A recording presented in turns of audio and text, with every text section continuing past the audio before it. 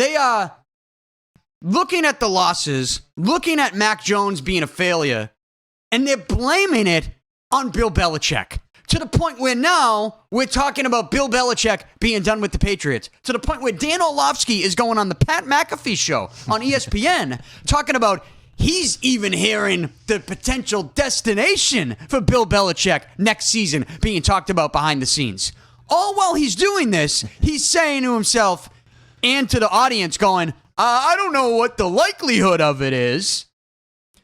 Well, first of all, you cannot report something like that and then go, I don't know the likelihood. Because you know what that makes it sound like? It makes it sound like you're not giving a factual report as to what could happen. You're giving a report as to what you want to happen. Dan Orlovsky is the CEO of Mac Jones, Inc. If you've been paying attention to what he's been spewing. He loves Mac Jones. I don't know how much they're paying you, but it is not enough, big dog. It is not enough. It really isn't. That dude loves Mac Jones. It is unhealthy. He has an unhealthy, unconditional love, and it's strange for Mac Jones. He says, if Mac Jones was on San Francisco, he'd be having the same season as Brock Purdy. Bullshit. He might be having a better season than he is with the New England Patriots, but to just go out and say he'd be having the same season as Brock Purdy or a similar season? Come on, you can't prove that. It's more like put Mac Jones on a team that has an average roster. How would he be doing? How about put Mac Jones on the Houston Texans? Would Mac Jones be having an MVP caliber season like rookie CJ Stroud, first round pick? I don't think he would be. And you look at CJ Stroud, and I wrote about this in the column. He's an MVP candidate. And you know what I didn't point out in this column, and I know I'm probably going to hear it from some people because there are a lot of people that do disagree with me because they want Bill Belichick gone, and they're being irrational.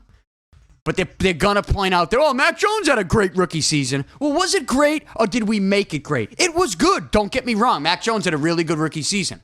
Pro Bowl. Well, why was it Pro Bowl? Because a lot of other guys didn't want to play. Yeah. Like, that's what that game ends up being. You got to remember the year. You got to remember everything. Right? Yeah. So, Mac Jones didn't have an MVP caliber season, though. CJ Stroud, as a rookie, is having an MVP caliber season with his arm, with his legs. He's only thrown 2 interceptions through his first 9 games, 15 touchdowns. Rookie.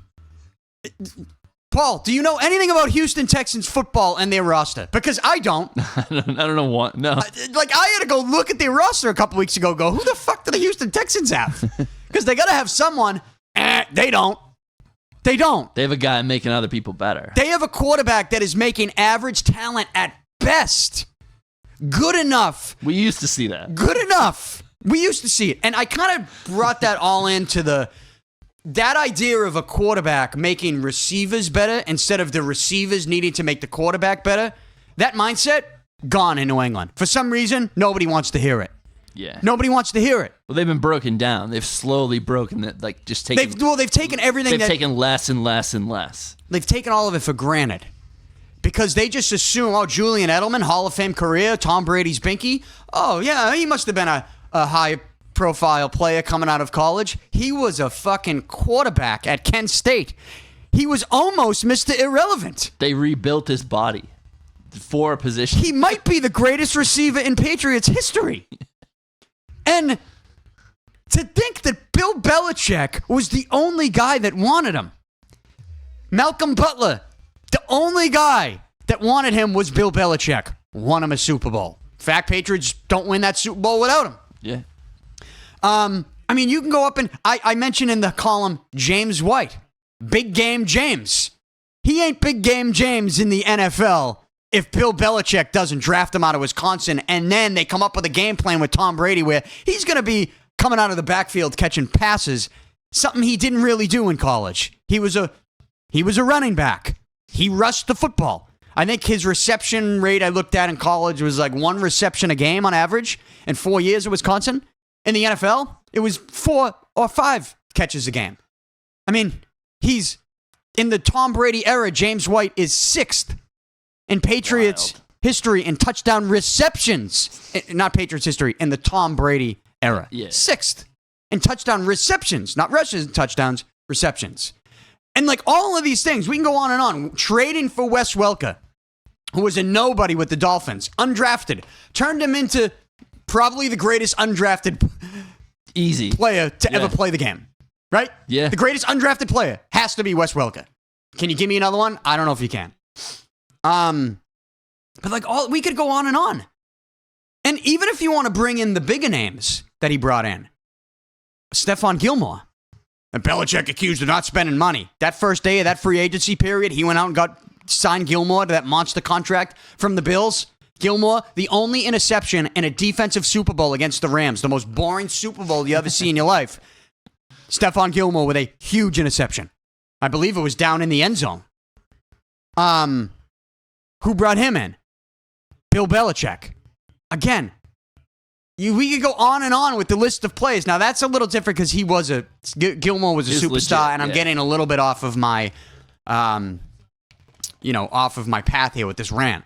But we used to have a mentality where it was like Belichick would turn water into wine, and the quarterback, by the way, a quarterback that got taken in the 6th round of the draft, tip of the cap to Bill Belichick on that one, too.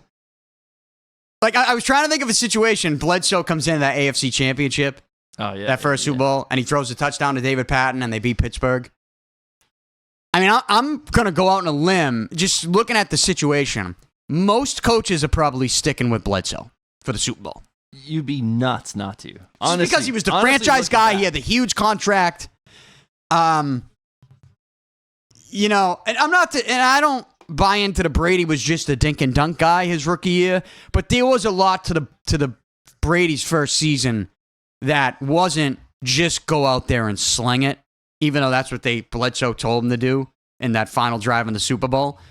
When Charlie Weiss, I think, was like, no, play it safe. And Bledsoe was like, just go out there and fucking sling it. And they did. And they got in field goal range. Vinatieri, history. The rest is history. Literally history. Boston sports changed everything. History. Everything. How many coaches? I still argue Red Sox don't win if that doesn't happen because they saw the money. They just saw how much money was available for them, and everything changed. Everything organized after that. I mean, I never thought of it like that, Paul. Paul. The whole destiny, man. I think the whole destiny of Boston is from that moment. I really do. It's just funny to me that you look at how all of it transpired, and we sit here now, and you watch this team, and you watch this product, and you can remind yourself of all the guys that Belichick plucked and put into this system, into this franchise, and won. Of course, Brady had a lot to do with it, but so did Belichick. Exactly. He's the greatest coach of all time. And you're going to sit here and watch this product now, and you're going to go, he ruined Mac Jones, get rid of Belichick. It's irrational to me. And Dan Orlovsky is leading that charge. And whatever Mac Jones, Inc. is paying him, it ain't enough. It ain't enough. Because... That's a sinking ship. Do you really think that... First of all, if Belichick and Kraft are talking about destinations for him next season, then he's definitely gone. Yeah. He's gone. If that's a real conversation... But even Orlovsky is like, who knows the likelihood of it? Well, you better have a pretty good fucking likelihood if you're going on ESPN and saying it.